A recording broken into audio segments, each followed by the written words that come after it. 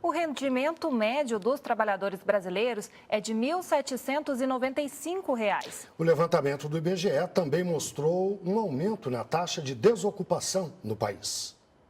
Os resultados divulgados hoje de manhã abrangem os meses de novembro e dezembro do ano passado e janeiro deste ano. Pela primeira vez, foi divulgada a estimativa de rendimento de trabalho. No trimestre avaliado, o rendimento médio recebido em todos os trabalhos foi de R$ 1.795,53. A massa de rendimento real foi estimada em 161 bilhões de reais. Em números absolutos, a população economicamente ativa que está desocupada passou de 6.600.000 para 6.800.000 pessoas de um trimestre para o outro. Houve um aumento expressivo da população desocupada, embora tivesse ocorrido também o aumento da população ocupada, que não foi suficiente para reter essa procura de trabalho que aconteceu principalmente em relação ao ano passado. E agora vamos falar sobre as perspectivas do rendimento médio do trabalhador brasileiro para o ano que vem. Para isso, vamos conversar com Luiz Nassif. Nassif, o recálculo do PIB feito pelo governo a conselho da ONU indica que o Produto Interno Bruto de 2010 e 2011 vai ser menor. Nós ontem mostramos isso aqui no Repórter Brasil, você até comentou o assunto. Mas é importante que, a partir desse recálculo, talvez haja um aumento maior do salário mínimo do que se esperava. Não é isso? Gostaria que você explicasse melhor. Isso.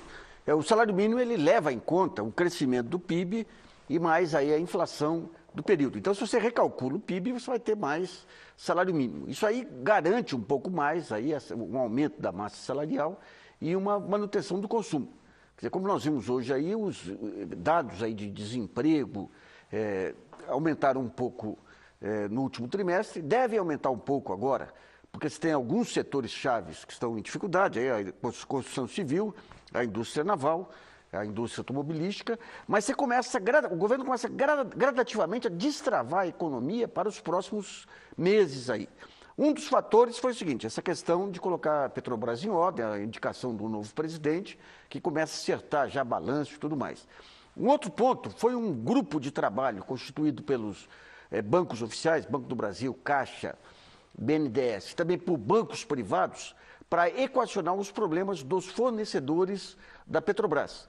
Então, com isso, você começa a destravar também a indústria de máquinas e equipamentos, que estava com problemas, e as próprias empreiteiras, que estavam com dificuldade de resolver.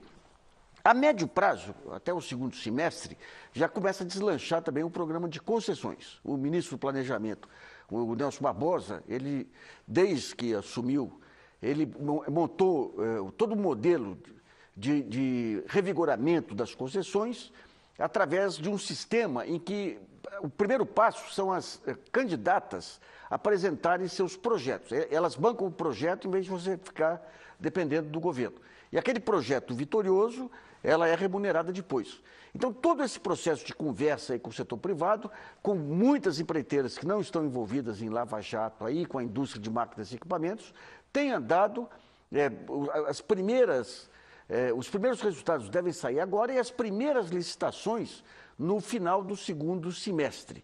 Então, você começa gradativamente a destravar, resultando aí que o único problema que você tem que resolver de imediato, que o governo tem que resolver, é o problema político de recomposição da base de apoio no Congresso. Mas a economia e o país continuam andando. Luiz Nassif, obrigado. Uma boa noite.